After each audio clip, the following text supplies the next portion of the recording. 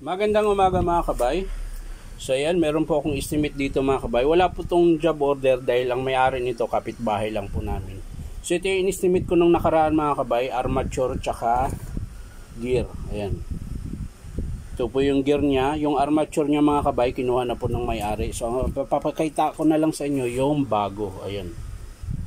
Yun po yung kakabit natin dito sa unit na ito. So tara mga kabay, samahan nyo po ako. So yan mga kabay, pakabit ko na po yung gear. Ayan.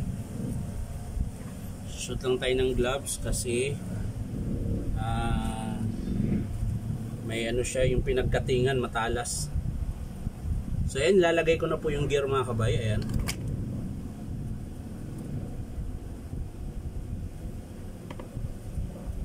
Tapos yung screw niya mga kabay, ito yung screw niya.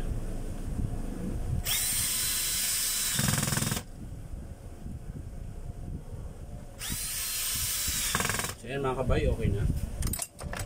Hihigpitan lang natin ang manual.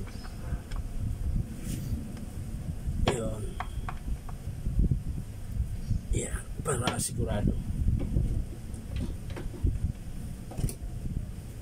Tapos mga kabay yung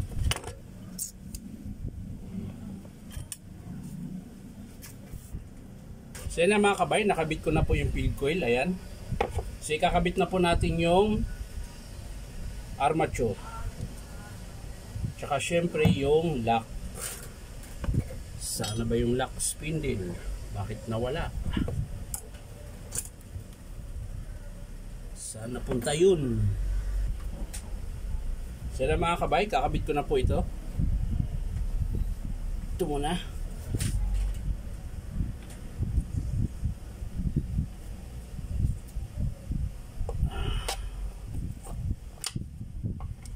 Yan. Tapos dito.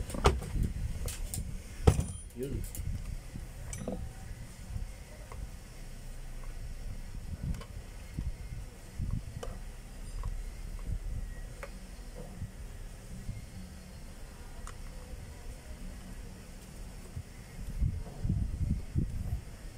Tapos pa yung wire, ano ba yan?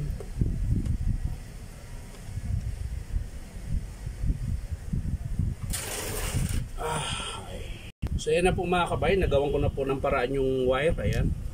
Bali hinugot ko na lang po para magkasya.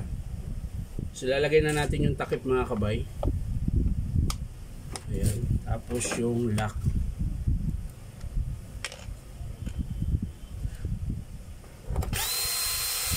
Ayan. Tapos syempre yung carbon. Ito yung carbon yung mga kabay. Binalik ko lang yung luma mga kabay dahil mahaba pa po. Kalahati pa po yung carbon yung luma kaya hindi ko muna pinalitan.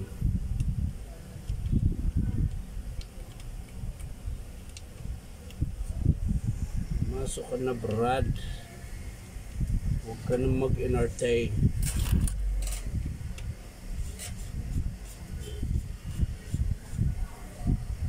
So yan mga kabay, okay na. Kabila naman.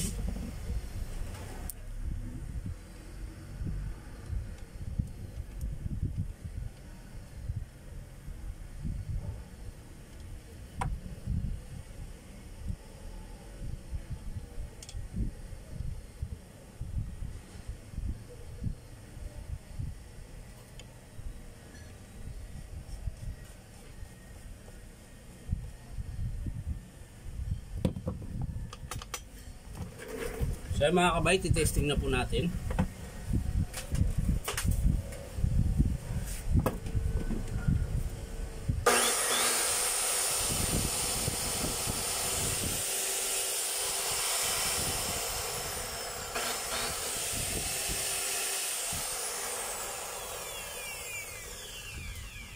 So mga kabay, okay na po. Bali ang pinalitan lang po dito, armature tsaka gear.